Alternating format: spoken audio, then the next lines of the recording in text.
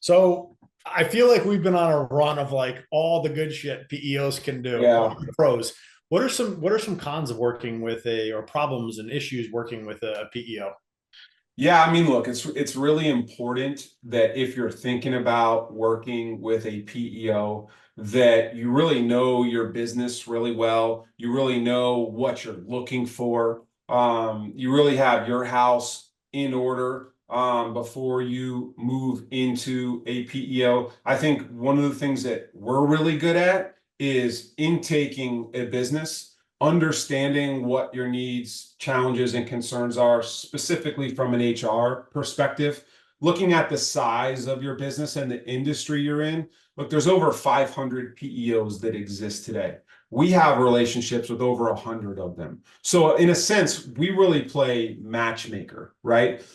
Some of our business are businesses thinking about moving into PEOs for the first time, but a large portion of our business are clients that are in a PEO and are experiencing issues, right? Challenges with that PEO, because I don't think they did the due diligence on the front end, or they worked with a salesperson, they were sold, a mighty good, offering, and they were plugged into something that didn't really fit their business's needs, right? So, first and foremost, I think inflexible services, right? Look, there are some market share leaders in this space, and they do a great job. They're big for a reason, but sometimes we hear that they don't provide customizable solutions tailored to the specific needs of their clients, right?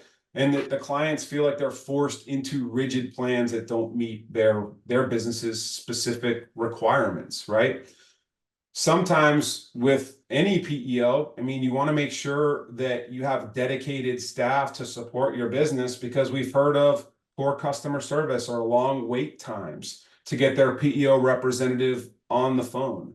We hear these complaints directly from our clients, so we kind of know who can have longer wait times, who doesn't, who provides you this dedicated resource, right? So we can help navigate to the right PEO. I think the other one is lack of transparency.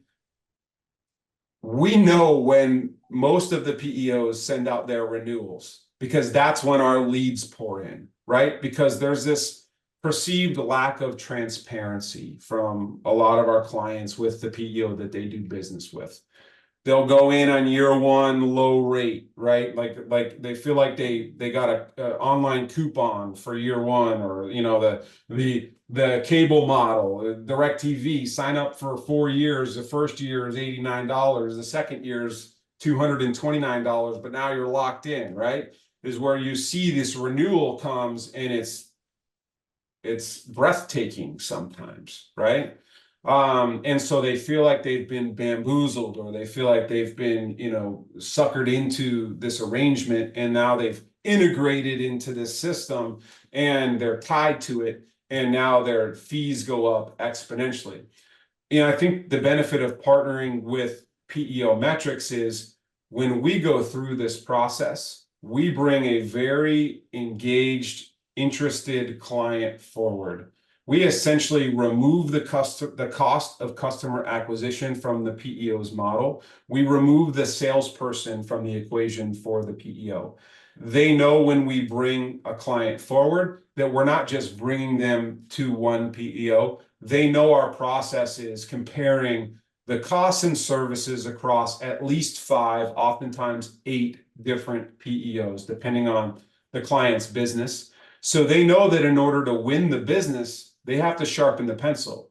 And they know that we encourage our clients to shop a PEO every 1 to 2 years to keep the costs down, keep the benefits high, and keep everyone honest, right? I think you should shop every 1 to 2 years. So our clients don't see these massive renewal fees every year.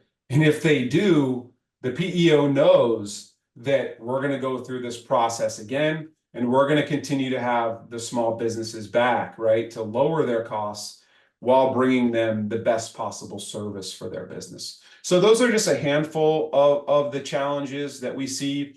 Look, if I'd say the biggest one, aside from the cost piece, is that poor customer service or employee complaints. And that does really center a lot around, I'm waiting on hold a half hour to 45 minutes to an hour, just trying to get somebody on the phone to answer this question.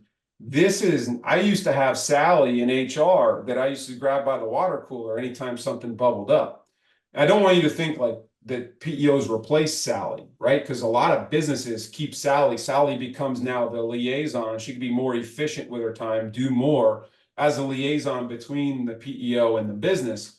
But that I think is probably the most challenging issue. I mean, I miss my flight or my flight's delayed and I'm waiting on hold with Delta for 45 minutes. It's a horrible experience, right? That one tends to bubble up to be one of the most challenging issues that our clients raise. But I can tell you, we know the PEOs that give you a dedicated resource. You get a cell phone number for your specific HR counterpart, and you can get them on the phone, you text them, you get a hold of them instantly. So, if we want to understand what's important to the business, that's the stack rank, that's the intake that we do.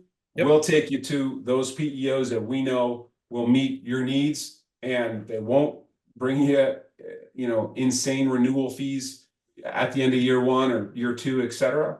And we'll continue to work with our clients all the way through that process.